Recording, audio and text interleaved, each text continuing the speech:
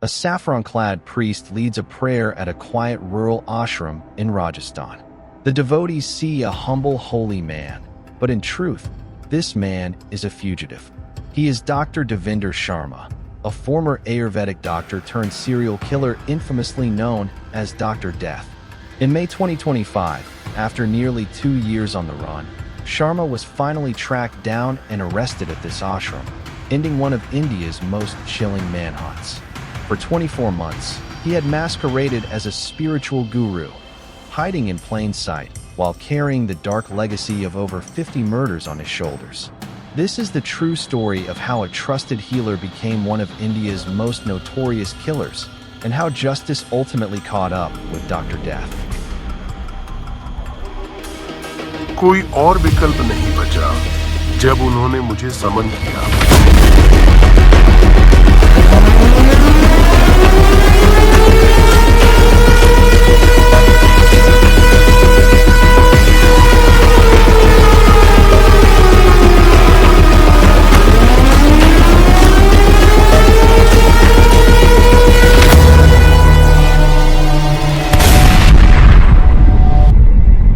Devender Sharma's descent into darkness began far from any crime scene.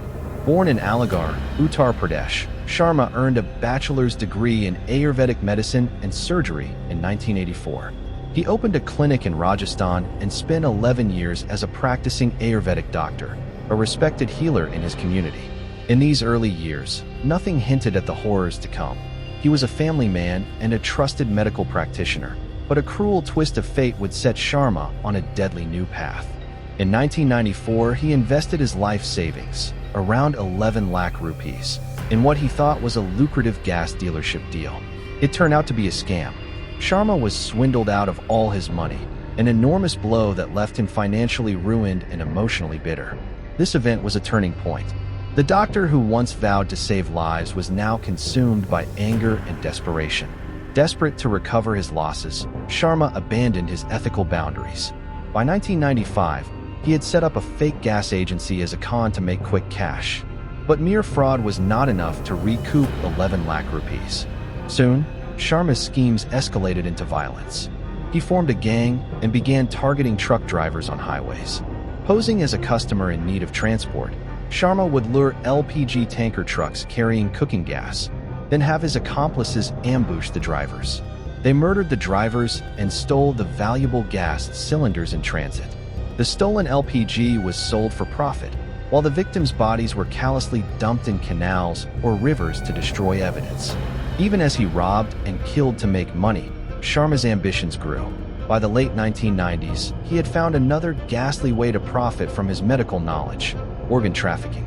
Sharma became a key player in an illegal kidney transplant racket operating across several states. Leveraging his contacts in medicine, he partnered with other corrupt doctors, including a man known as Dr. Amit, and middlemen to broker illicit kidney transplants. He preyed on the vulnerable. Poor people were enticed or coerced to sell a kidney, and wealthy patients in need of transplants paid huge sums for a secret surgery. Between 1998 and 2004, Sharma facilitated more than 125 illegal kidney transplants. By his own confession, he pocketed 5 to 7 lakh rupees for each transplant as the middleman arranging the deal. This black market organ trade made him rich, but at the cost of his conscience and countless ethics. Sharma now led a double life. Respected Ayurveda doctor on the surface, but behind the scenes a criminal mastermind running scams, organ rackets, and highway murders. In the early 2000s, he doubled down on his most brutal scheme: the serial killing of taxi and truck drivers for profit. Sharma and his gang expanded their hunting grounds to Delhi and its surrounding states. Their modus operandi was chillingly simple and effective. They hired taxi drivers for phony trips or flagged down trucking vehicles, then lured these unsuspecting men to isolated areas. There, the gang overpowered and killed the drivers, often using knives or blunt force. After the murder, Sharma made sure there was no body left to find. The gang would dump the corpses in the Hazara Canal in Uttar Pradesh's Kasganj district, a canal infested with crocodiles.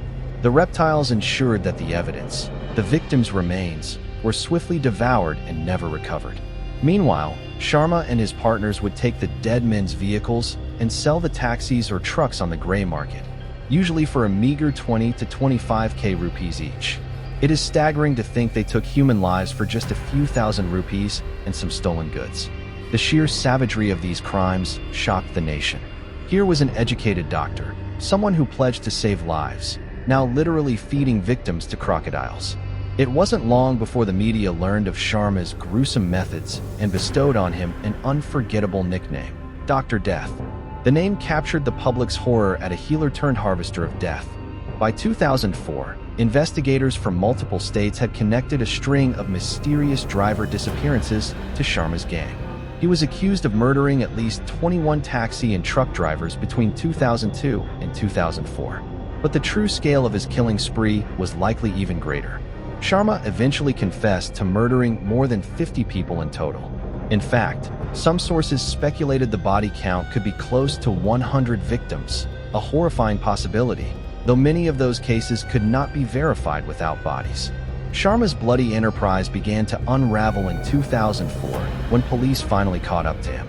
Acting on accumulated evidence from the kidney racket and the serial murders, authorities arrested Devender Sharma in 2004 in Gurgaon, Haryana. The criminal network he built was exposed, and the doctor-turned-killer now faced the justice system. Over the next few years, Sharma was shuttled through the courts of several states, standing trial for his many crimes. However, because most of his victims' remains were never found, solid evidence was scarce in many cases. In the end, he was convicted in 7 murder cases that prosecutors could conclusively tie to him across Delhi, Rajasthan, and Haryana. These 7 cases were only a fraction of the suspected murders, but they were enough to put him away. Judges handed Sharma multiple life sentences, one for each proven murder, ensuring he would spend the rest of his life behind bars. In one particularly heinous case, a Gurgaon court in 2008 sentenced him to death for the murder of a taxi driver. The man once known as Dr. Sharma now stood guilty as Dr. Death in the eyes of the law. By 2008, he was condemned to both life imprisonment and a death penalty, locked in Delhi's high-security Tihar jail as one of the most notorious convicts in the country. For over a decade, it seemed the saga had ended with Sharma safely in prison. But incredibly, this would not be the last the world heard of Dr. Death. In January 2020, after about 16 years behind bars, Sharma's good behavior in jail earned him a short furlough. Authorities granted him a 20-day parole, a temporary release, from Jaipur Central Jail. It was meant to be a brief respite for a model prisoner.